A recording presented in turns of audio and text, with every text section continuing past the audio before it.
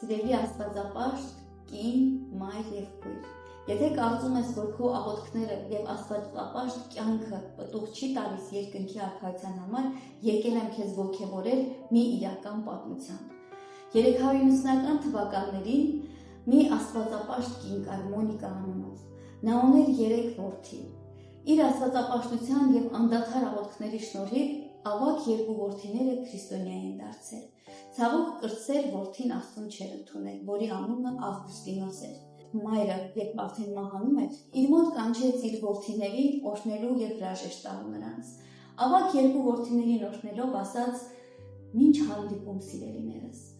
Փոքրին կանչեց իր մոտ և ասաց. «Մնաս բարով, որդիս», և նա մահացավ։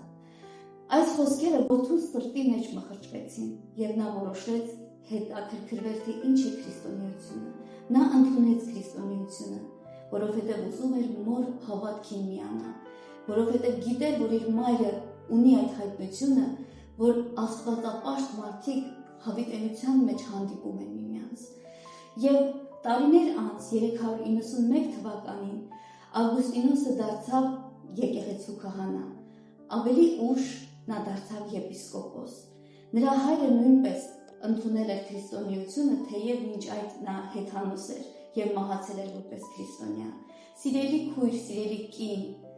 մարդ կարող է ոչ միայն իր կյանքով, այլ նաև իր մահով երկնքի համար պտուղ բերել։ Շարունակիր աղոթել և պայքարել քո ընտանիքի և քո սերունդների համար։ Աստված օրհնի քեզ։